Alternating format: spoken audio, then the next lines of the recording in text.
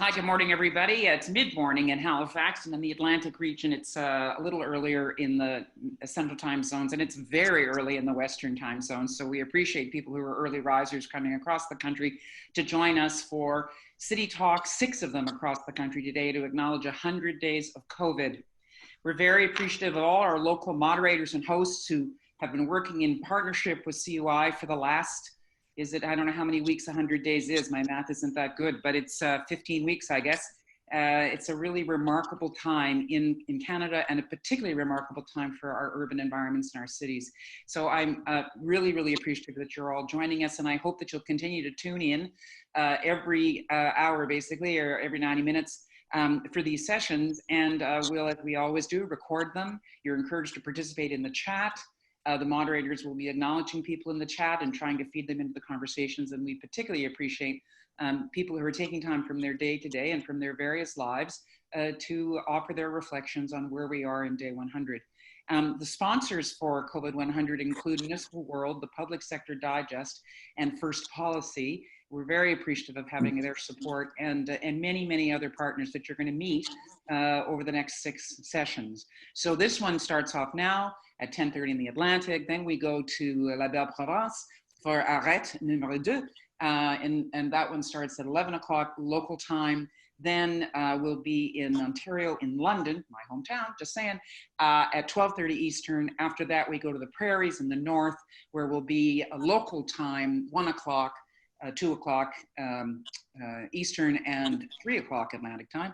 And then we're in Alberta, and then we're finishing the day on the West Coast at 5 o'clock Eastern or 2 o'clock West Coast Pacific time. So again, very, very appreciative of you joining us. Please go to covid100.ca. You'll see there a report that we've issued today called Signpost 100. It's the first 100 days on what we think is going to be a marathon, not a sprint, on the recovery of urban Canada. Can we build ourselves back better? That report, Signpost 100, is at COVID100, as are really inspiring statements from 100 people that have participated in one of these city talks over the last 12 or 14 weeks. So lots of food for thought at COVID100. And as I said, may I just thank again our participants in Atlantic Canada for helping us kick off a check-in, a whistle stop 2020 style, as we hear from urban Canada how the first 100 days have gone and what the next 100 days are going to be like. Thanks again, and over to you, Kourosh. Thank you so much. Thank you very much for that introduction, Mary. I'd like to start by acknowledging that the land in which we gather is a traditional and unceded territory of the Mi'kmaq First Nations. And with that, I'd like to play a player from one of the Mi'kmaq elders from the Friendship Center. To play that, please.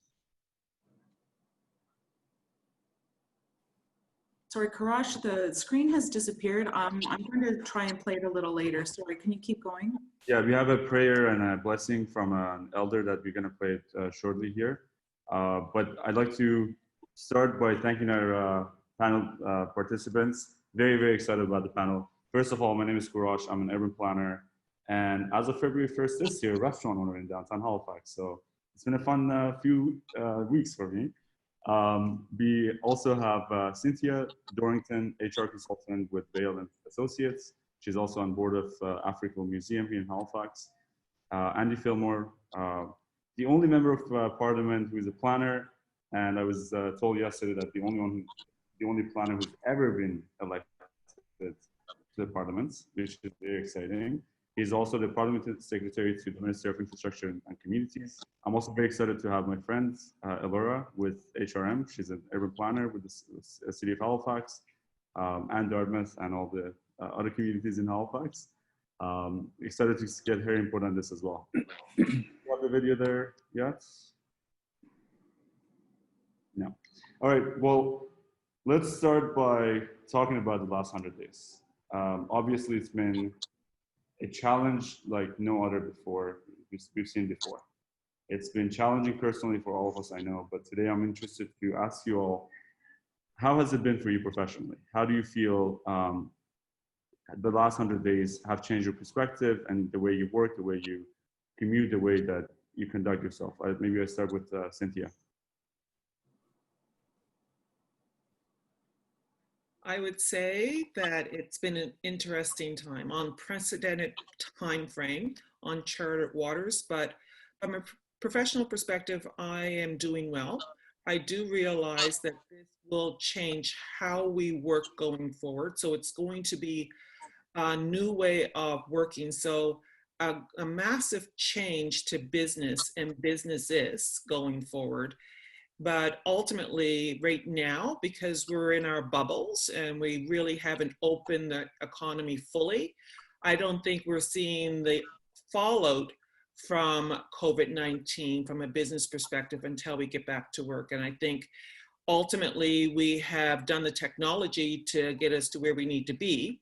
But when we get back into the workplace, and as I will tell folks, fear drives behaviors. Right now, we're living in a world where we don't have the fear because we're in our bubbles or perceived bubbles. But once you get back into the workplace, there is no such thing as your bubble. It is a business, and business still has to go on. And we have to come up with a way on how business will continue. And I think we haven't gotten around our heads around that yet. I think this is going to be a new way of doing business, but what that way looks like, no one truly knows. But I think it's going to take all of us to strategize on how to do it.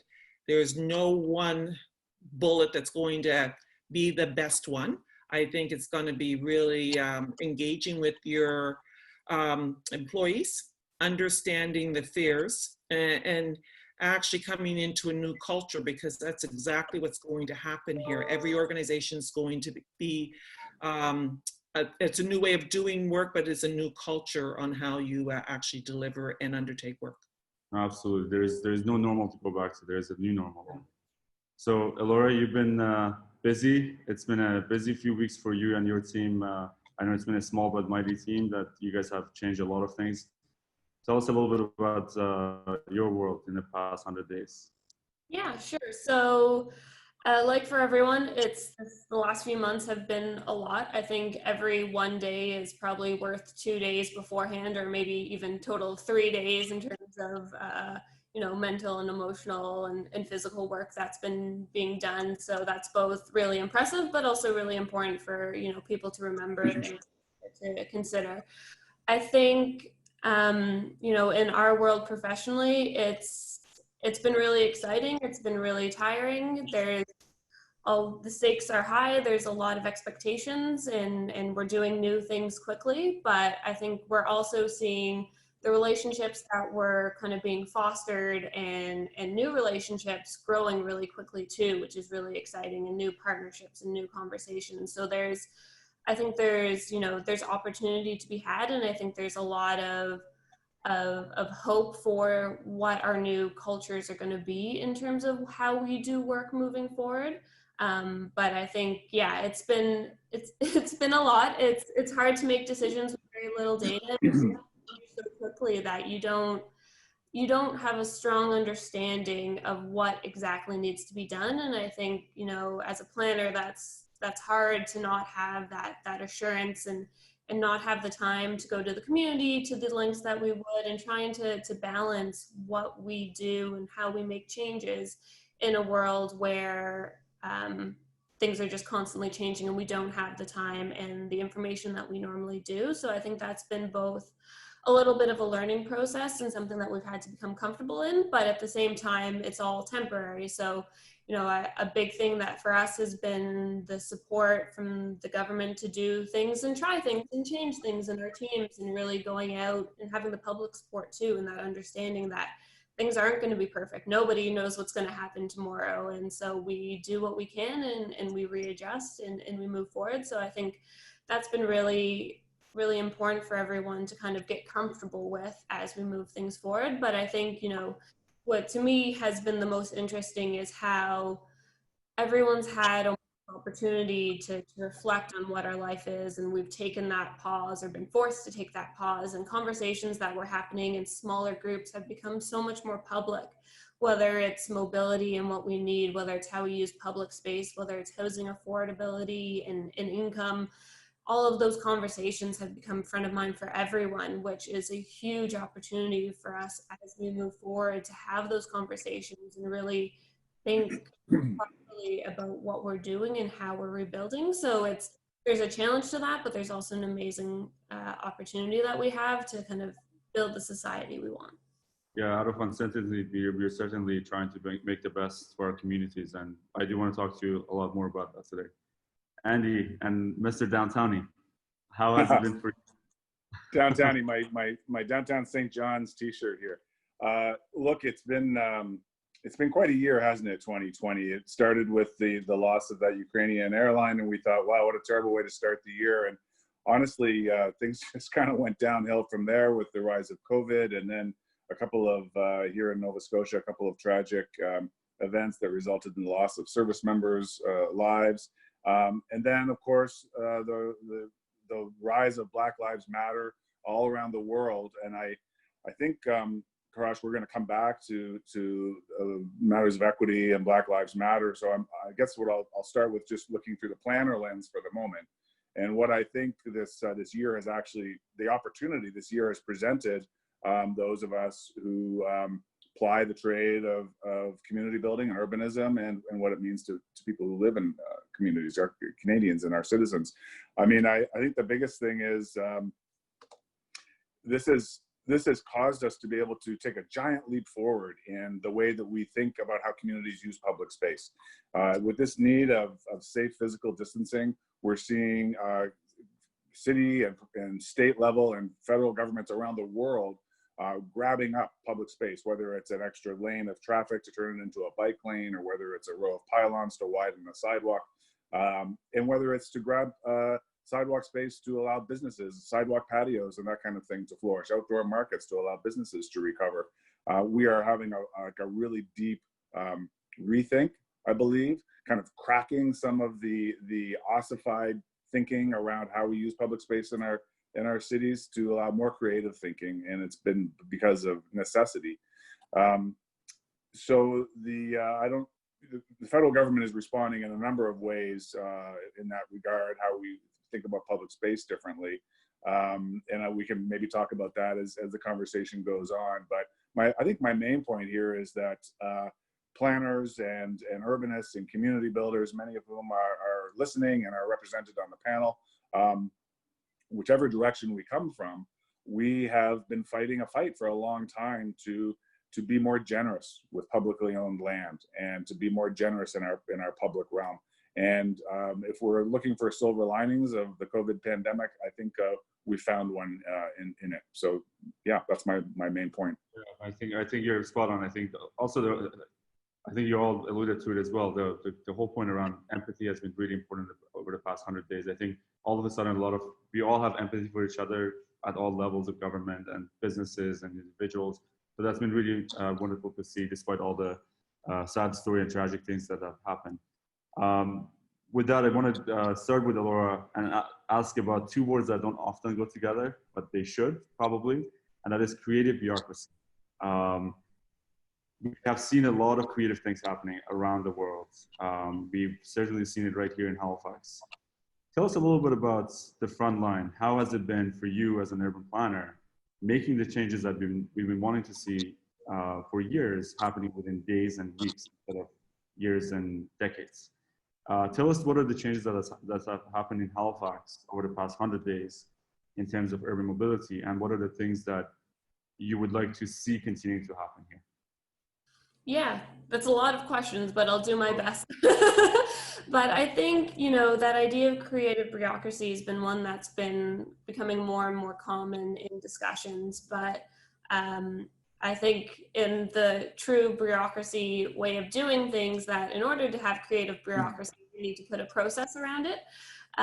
So I think what's allowed Halifax to have the success it has been the work that we've been doing over the last few years to get us to a place where we were able to respond quickly, to try things that we haven't done before. So with our integrated mobility plan and the coming together of different departments within HRM to work on these projects that have been happening for the last few years, we've built those relationships, we've built those partnerships. We started having the hard conversations around what is our right of way, who uses it, how do we have those conversations and those decisions, and over the last year, I've been working with my colleagues to build a tactical urbanism program. So taking that even one step further in terms of the discussions about how do we build these things in a different way? How do we become comfortable with things that are a little bit less rigorously vetted in terms of going out to engagement and trying to respond quickly and trying to do a design process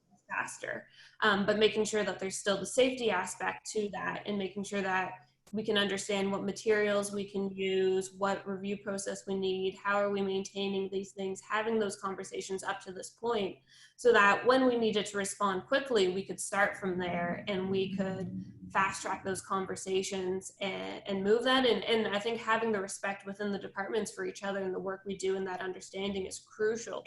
Being able to roll things out quickly and differently because, you know, the right of way is complicated. There are, you know, there's reasons things take time. There are discussions that need to be had to make sure that things are safe.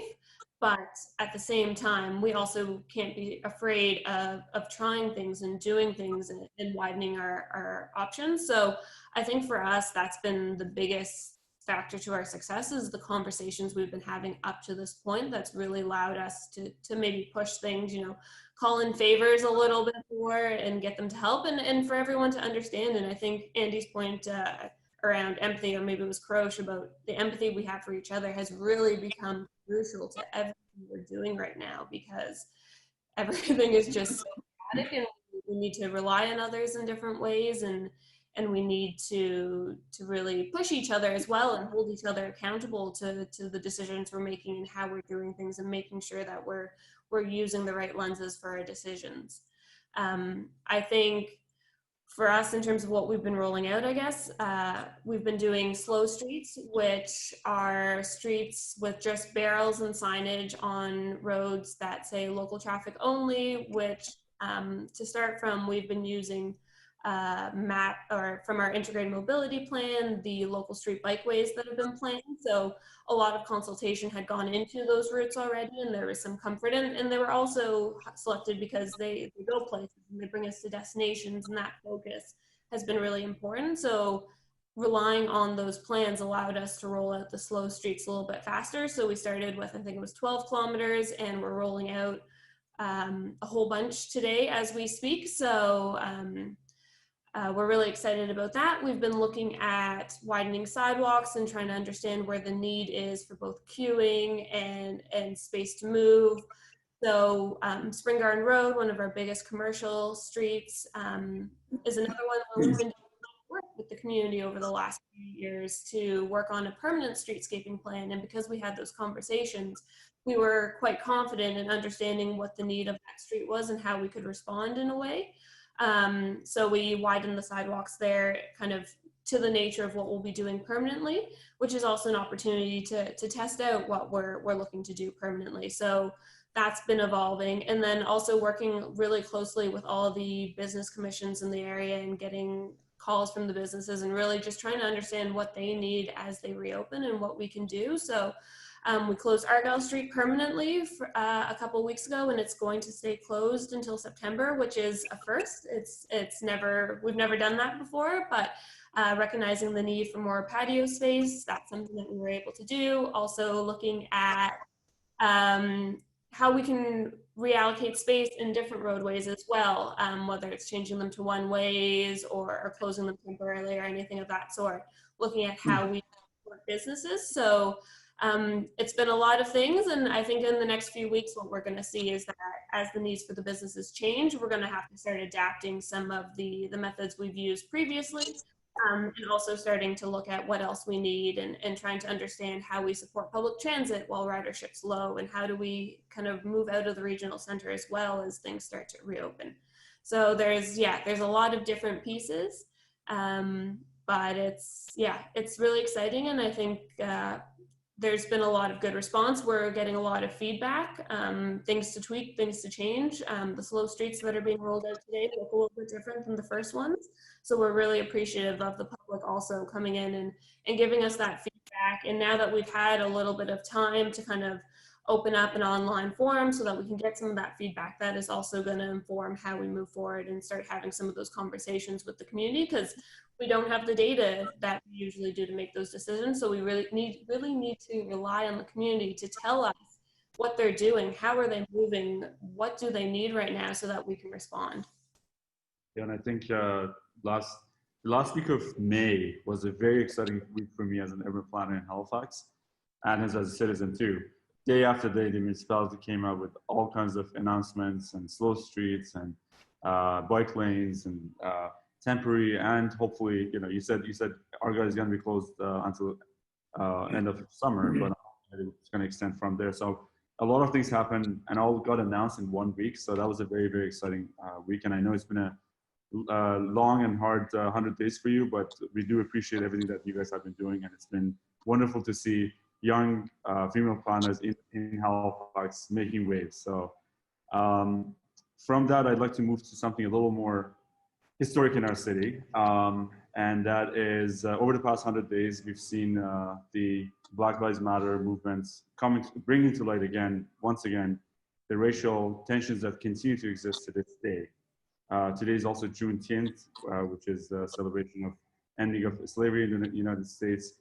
What we've seen over the past 100 days has really, once again, as a planner in Halifax, reminded me the work that we need to do to acknowledge the racism that exists, systematic racism that exists in planning right here in our city and all cities across North America. Africville happened here in Halifax, Cynthia, and you would know it better than anyone else.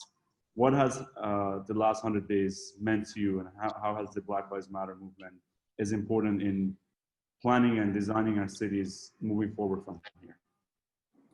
I think one of the most important things historically we have to understand how Halifax, and with the whole concept of urban renewal, or in the lights of we want to expand, we have to make sure that we don't dismiss everyone in the conversation.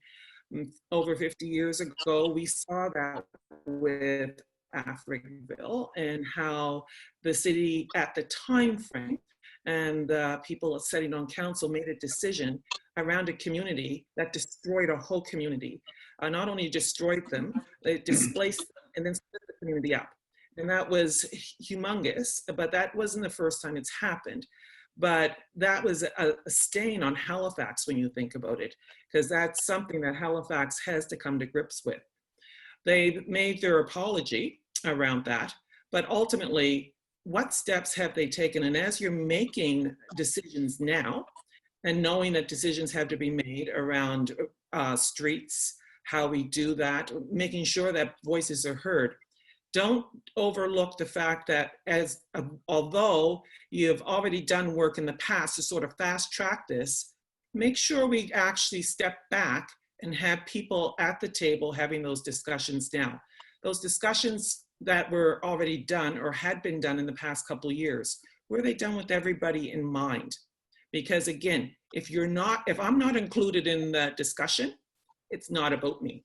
You can make the decision, but you haven't asked me my thoughts or my opinion, because these are things that happen. We dismiss the people that are actually going to be using it. And not all the people, but sometimes we don't take those into account. And don't assume we know the best course of action. Things are being done fast. Right now, COVID-19, on the fly, things are being done. We're seeing it from the federal perspective right down the municipal perspective. But understand it impacts people, and all people, not just a small group. And these impacts are going to be impacted for a long period of time. This is not a short windfall whereby it's going to be done and within the next 100 days it's going to be rolled back. These are things that will probably be more permanent in nature. And so we have to make sure that we are inclusive. And that word is a hard word to swallow, but we have to be inclusive. We have to listen and we have to understand. And when you don't understand, ask more questions, get more information. Go back to history, because history can repeat itself very easily. And we don't always think about it, because if you don't have the historical context to understand what happened and why it happened, we will, in essence, repeat it again. It's just the nature of the beast. We're at Black Lives Matter. This is something that's happened for hundreds of years. We still want it to happen. We're at a tipping point. Halifax is at a tipping point. Nova Scotia is at a tipping point. Canada's at a tipping point. We either go through it, under it, or over it. Over it means we are actually being more inclusive. We are actually listening to people, and we're changing the way we do things to make it better for all, not just for some or the majority, but for all. And I think I would rather at this tipping point, because history has had many tipping points and we've had to navigate them. I would rather that we navigate this tipping point, making sure that you're including all voices in the conversation, because ultimately it's going to impact each and every one of us. And if my voice has not been included in that conversation or that discussion, and the decision has been made, it's again, the same thing happening from the past. And we can go back to that, and we never want to go back to that. If anything, Black Lives Matters has brought up to the fact that we have had racial divide here for a long time. It's been very systemic. And Africville is, as essence, that. And we don't want that to happen again. How do we make sure we have the right people at the table? We're asking the right questions of them, or we're listening to them. Because sometimes it's even the listening. Sometimes they're not at the table, but sometimes even if they are, they're not being listened to. They're not being heard. And I think we have the opportunity now to create that conversation that's going to be a permanent conversation going forward and valued, because we're all in this together. This is not one group over another group. This is Haligonians, all Haligonians working towards a better Halifax. And to me, that's what we would like to do. But make sure as you're planning, as you're looking at what Halifax is going to look like in the next 5, 10, 20 or 25 years, 50 years, that we all have a voice in what Halifax is going to look like going forward. No, that's really amazing. Thank you for that. I think as an urban planner, I'm often myself guilty of using inclusion without actually meaning it. And I think it's really important to go beyond, checking a box and empowering people that are not at the table to find their voice. We've ignored their voices for so long that they're often not even encouraged to come to the table. So I think what I'm trying to challenge myself is to not just ask, hey, do you like this?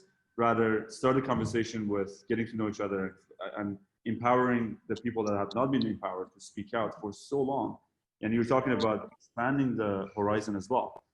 There's often this urgency in our urban planning decision making, and we always have to make a decision now, except that we are still gripping with the consequence of Africville that happened 60 years ago, right? So I think it's really important for me, again, I'm taking this very personal as an urban planner, to think about those horizons, not in last 100 days and next 100 days, but rather next 100 years. I think that's a really important way of thinking about it. And I think another point, just to add on, we make the decision. Understand, we're not always 100% perfect in making decisions, not a one of us, and that's all right. But to revisit that decision as you look at it and put it in place. When I work with organizations and we're making changes to a culture, or we're making changes to an organization, it might not be the right change. Sometimes coming back and just revisiting that in 60 days, 90 days, or 120 days, just to find out, hey, is this right? Do we have to tweak or modify? I think that's when we really make sure that we're really listening, because the decision we made, we thought was the best decision, but it might not be. And that's all right. Somebody coming back and making modifications or changing or revisiting that decision, to me, that's the person that I want in my staff, because they're not just doing the job and then moving on to the next thing. They're really passionate about making sure that the decisions that they make are the best decisions going forward. Thank you for that. I gotta ask Andy and Elora to weigh in here. What has the last 100 days meant to you? I mean, I know you are very familiar with Africville and what has happened, but how has the movement now changed your perspective as an urban planner and the way that you look at planning? Andy, do you want to start? Well, sorry, Andy, did you call on me? Yeah, okay. Well, we started by talking about the use of land that we all own collectively, public space. But as we determine as communities what to do with our resources, with our communities, with our parks, with our transit systems, with our social supports, our housing networks, we have to acknowledge that city planning and urban design is not a neutral act. It either advances social equity and social justice or it doesn't. And we have to accept and live that responsibility.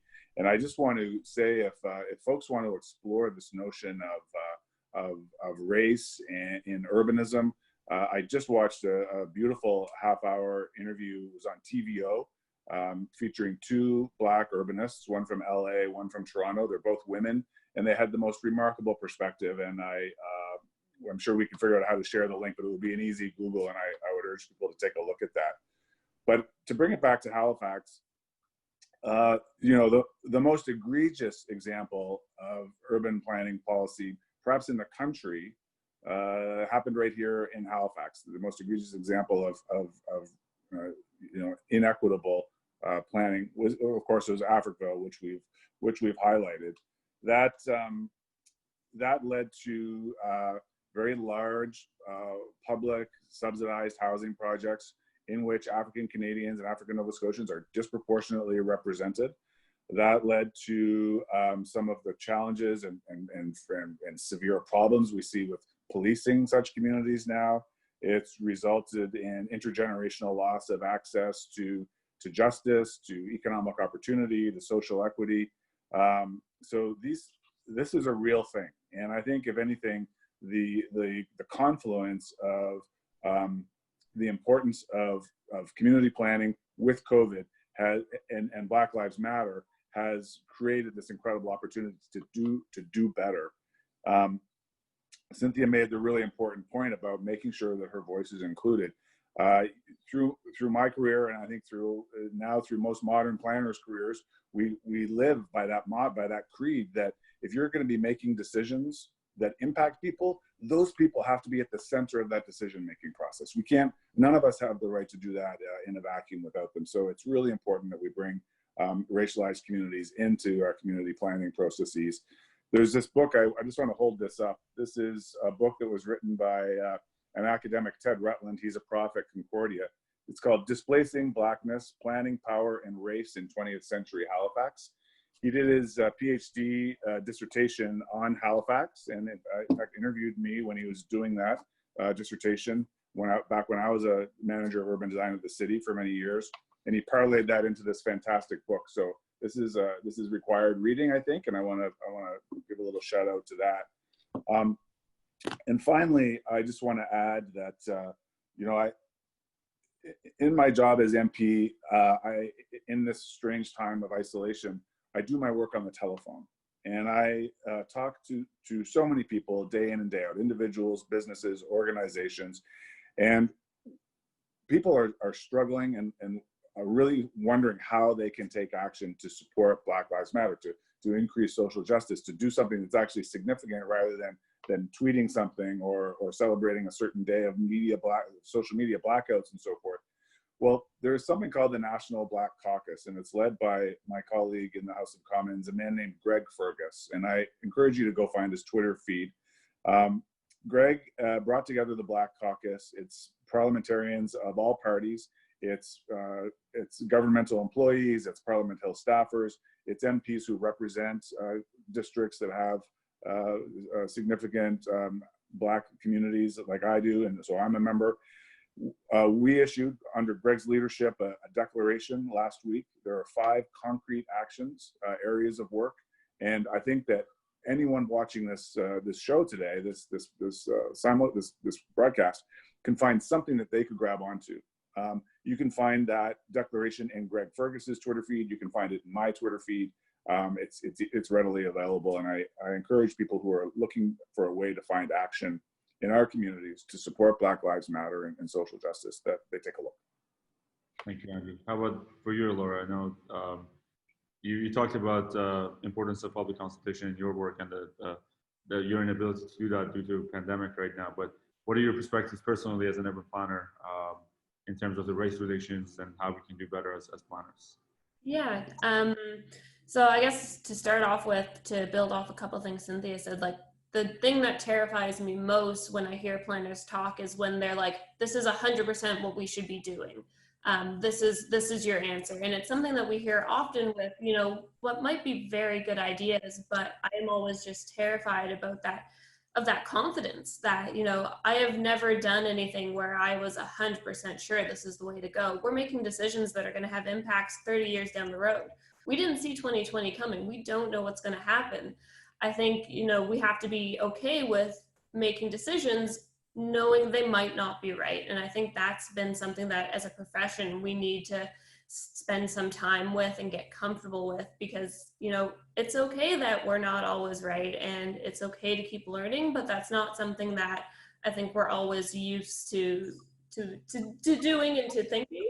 So I think that's an important thing for the profession to think. I think in terms of engagement with the community and the point Cynthia made about, you know, who's at the table and who's talking and who's listening are all really important. And to say that, you know, these are new conversations because of the Black Lives Matters is, you know, it's not true.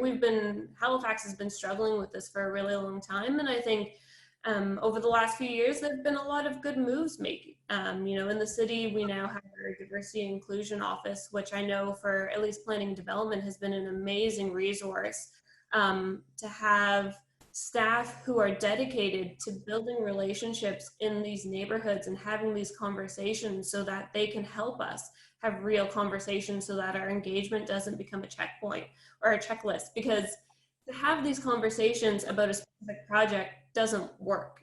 These relationships go back years, and it takes a lot of time to have these conversations and to build those relationships. So you can't expect to go into a community and say, here, I'm here to talk to you about this specific thing. Tell me about what you want us to do for this. That's not what these conversations can be. And I think we as an organization have probably had to step back a little bit and be okay that these conversations take time and recognize that we need to put the time into it. And I think, you know, over the last few years that I've been working for the city, I've seen public engagement shift a lot in how it looks. You know, it used to be we hold a single meeting, people come, that's our engagement. I think what I've seen is a lot more of going to communities and reaching out to the community groups within that community that we're working to try to understand who we should be talking to, you know, doing community walks before we start planning a process, bringing staff into meetings that are already happening with the community and using those organizations that are built from the community to help us understand what we need to do. And that takes a lot more time. And I think that's really important. And so when we're planning our projects now, we need to think about that. So I think it's great that we've got a little bit more of that kind of relationship building constantly happening in the background. But I think we also need to do better when it comes to planning our timeline for engagement and our timeline for the work it's going to take. You know, we want the minimum grid fast. We want to do it all, but to have a real conversation, we also need to have the time to have a real conversation. You don't get both. You don't get something built in a year and also have real conversations with the community. So I think that's a little bit of a conflict between what we're trying to do. We want to do both, but we have to figure out what that balance is so that we can have good conversations. And, you know, we're just at the beginning. We're still learning. We're still building relationships. You know, I personally have a couple good relationships, but not enough that it's something that I'm even proud of. It's a start. We're learning. Even with some of the COVID mobility response, there's some pieces that, you know, we thought might be a good idea, but we've waited a bit to have conversations with communities and building on some of those things. So it's been a little bit of a balancing act for us to try to understand what's happening. And then also, I think because of all the Black Lives Matter and all the other conversations going on, it's a balance of being respectful to who we can talk to and when is the space to have conversations and understand, you know, is now the right time?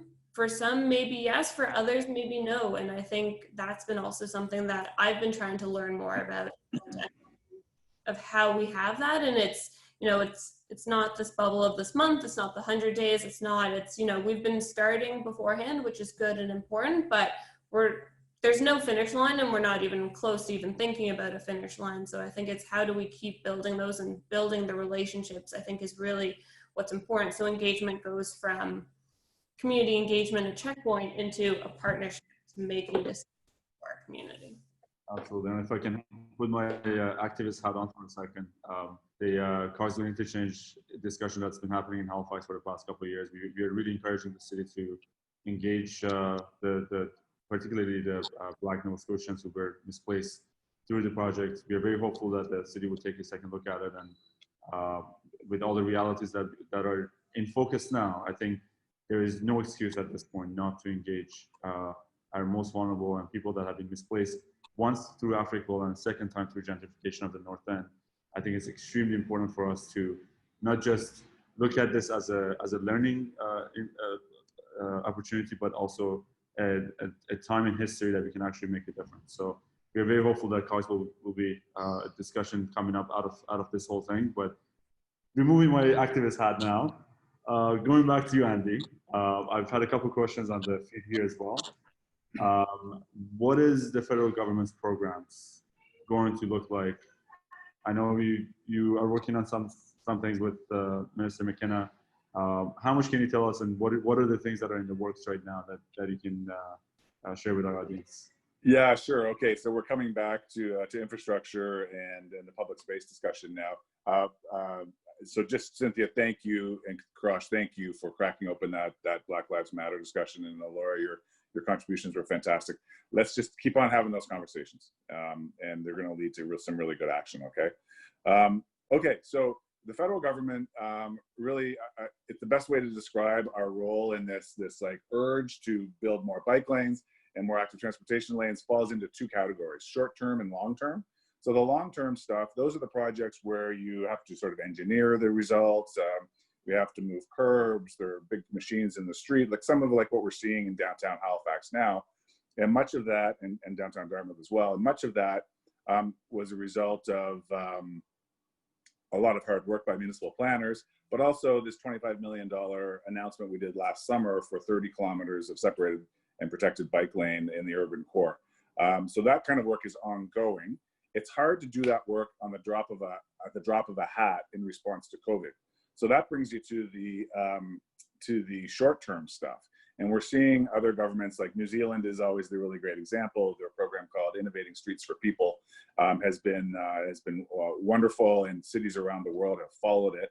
And those are the, what we might call cheap and cheerful projects, the tactical urbanism projects, where we can widen sidewalks, build bike lanes, and expand the public use of public space for businesses, but through the use of paint and planters and jersey barriers and pylons. So these are really important things too.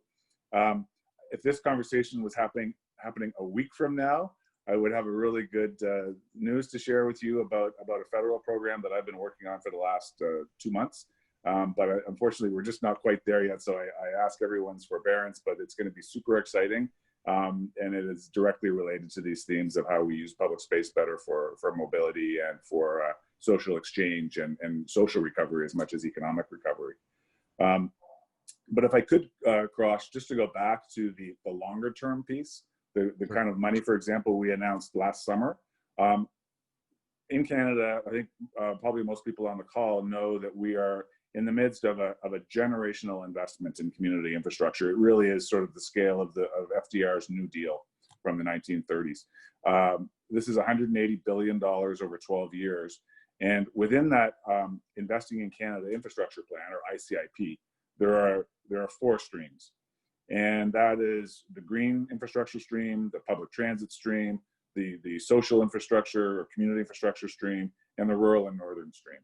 So in 3 of those 4 streams, communities have access to literally billions of dollars for active transportation: the green stream, the public transit stream, and the rural and northern stream. So there is the way that communities get access to that money is by working with their their city councils, who then work with their provincial governments, and then it's the provinces and territories that then come to the federal government and say, okay, we've done all of our consultation, and these are the projects we'd like you to fund. And we say, great, let's go do it. And that's what we did last summer. So the point I'm trying to make there is that the federal government doesn't have the privilege to reach down into communities and pick projects. We have to wait for it to come organically from the municipal level up through the province, and then come as an application to us, because that's the nature of the integrated bilateral agreements that are the conduit for the federal money to communities. So anybody in Halifax has any questions about that or would like to talk about that, I'm super easy to be in touch with, and happy to have a conversation anytime.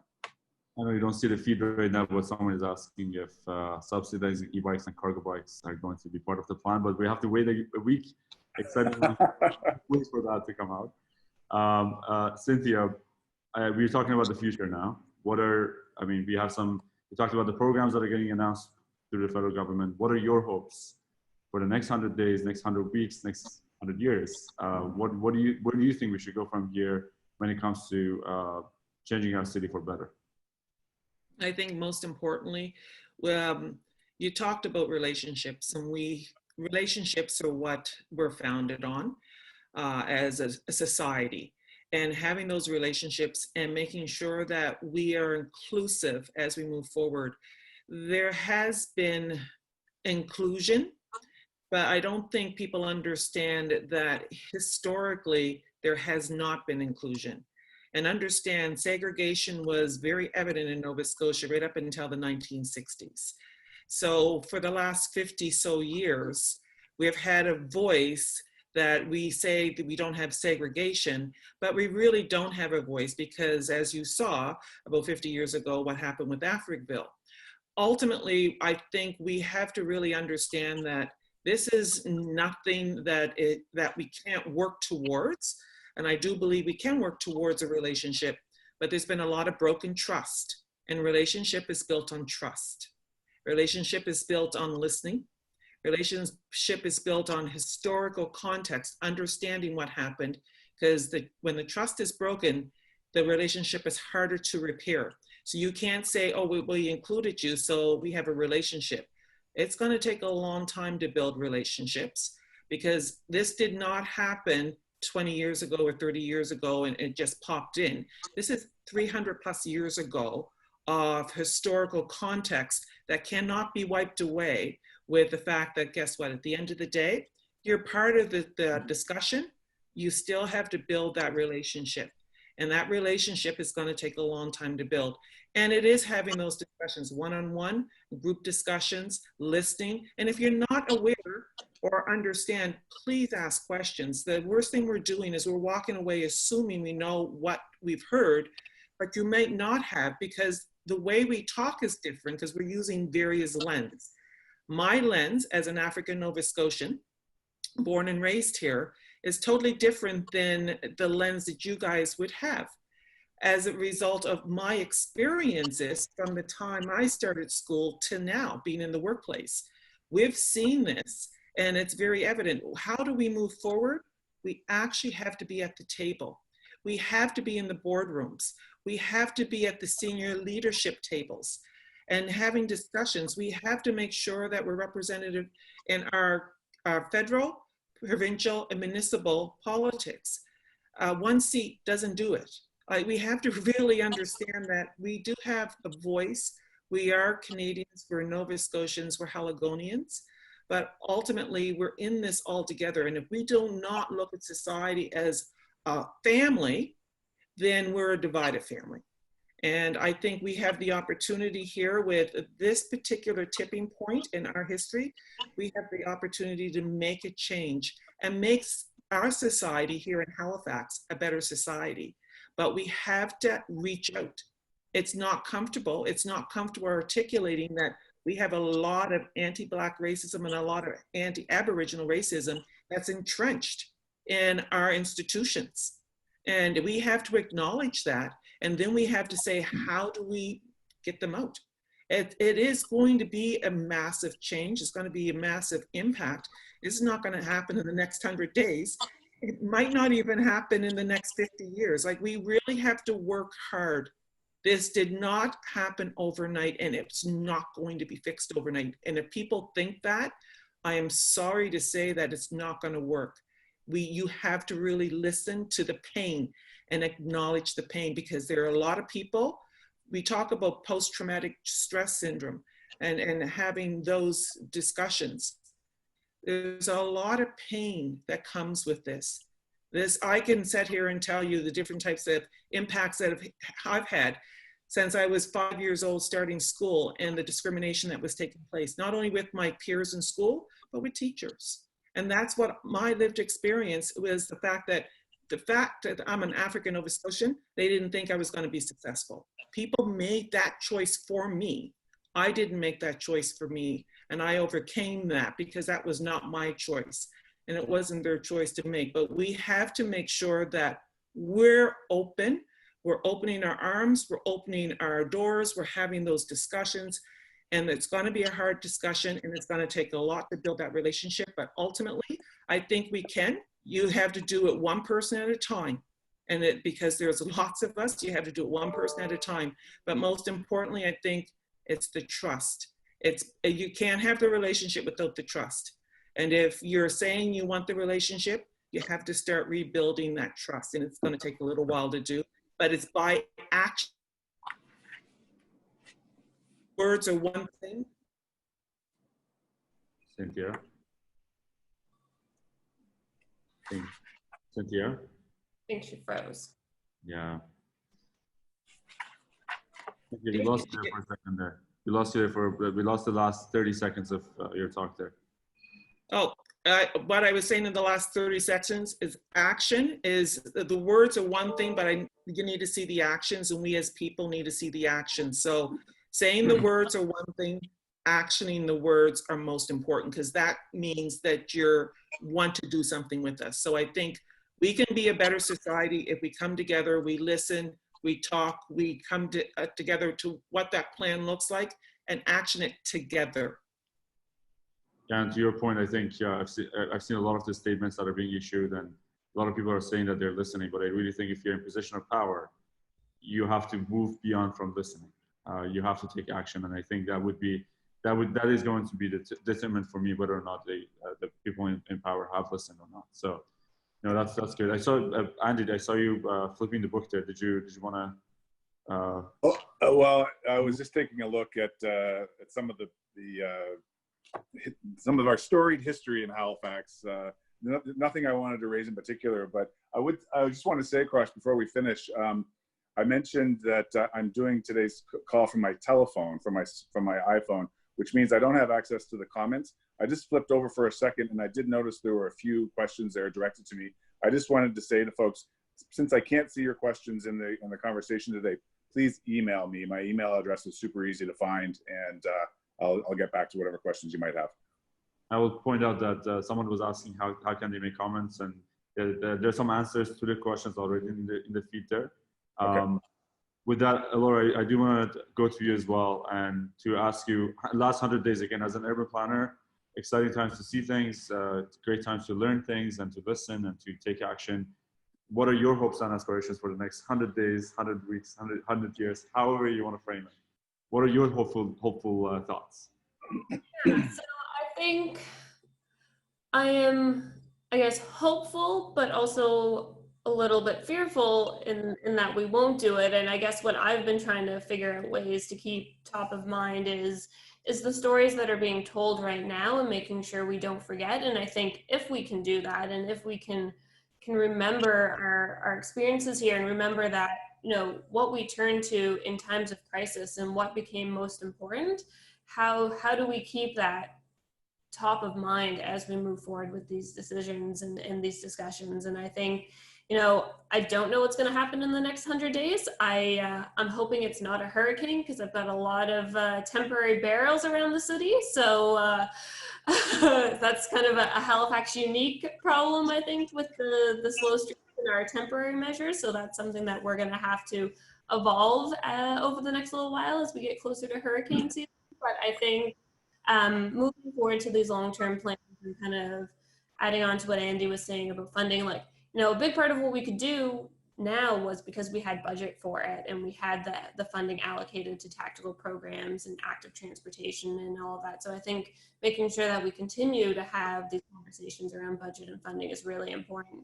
And then I think there's a really unique place, and I'm really excited and probably a little biased about the tactical urbanism program that we've been building, because I think it starts to help us to bridge these worlds around inclusivity and engagement and making changes to the right of way, and starting to bridge that kind of conflict between needing a lot of time to have these conversations, but also needing to do things and make changes. And, you know, we can't wait 50 years to make things better. So I think the tactical urbanism program and the fact that we've been able to accelerate it through the mobility response and start to get it up and running is an exciting place where we can start having conversations, get initial ideas, try something. But, you know, even the bike lanes we've just put on Hollis Street, they're precast curbs.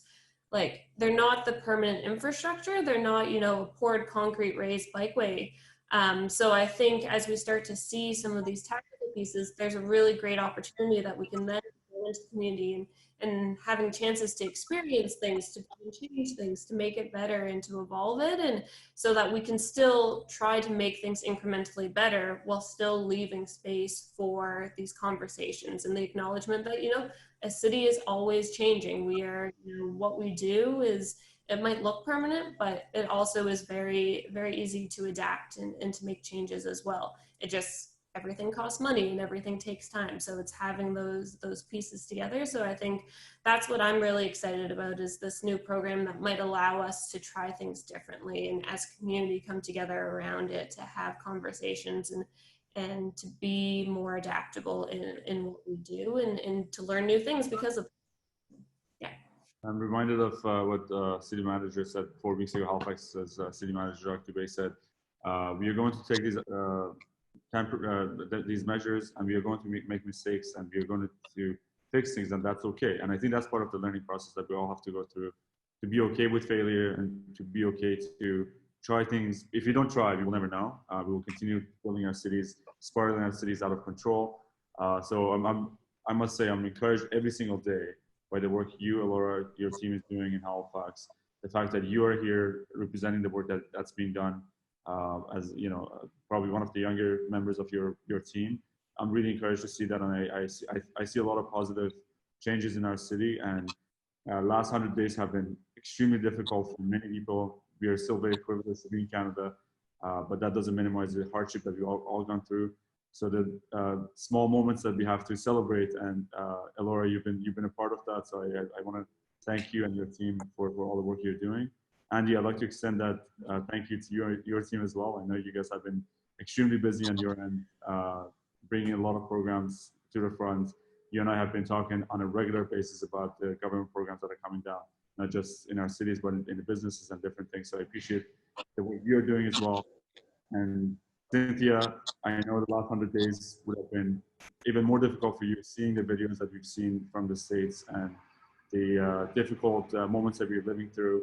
But hopefully this is a time that we can re-engage the African Nova Scotians and add that richness to our city and celebrate it along with everything else that we are proud of in our city. With that, I'd like to just say a couple more things. The next session starts in half an hour in Montreal. It's in French, but the translation will be available after this session. There is also, I would highly encourage you to tune in for the last event of the day, which I don't know exactly what time it would be, but it's in Vancouver from BC. Alison, my colleague, will be hosting that session, and they're going to talk about 100 days of COVID and its impact on the dual emergencies of those experiencing homelessness and overdose death. I'm very encouraged to see the diversity that exists in the discussions from coast to coast to coast. We have talking about Africville here, talking about overdose and prevention in East Coast and everything in between. So a very exciting day, and I'd like to close by thanking the people behind the sessions. Many people have been involved in the discussions, and I'd like to thank my panel as well. Thank you very much. We hope you all have a wonderful day. Thank you. Thank Thanks, you. everybody.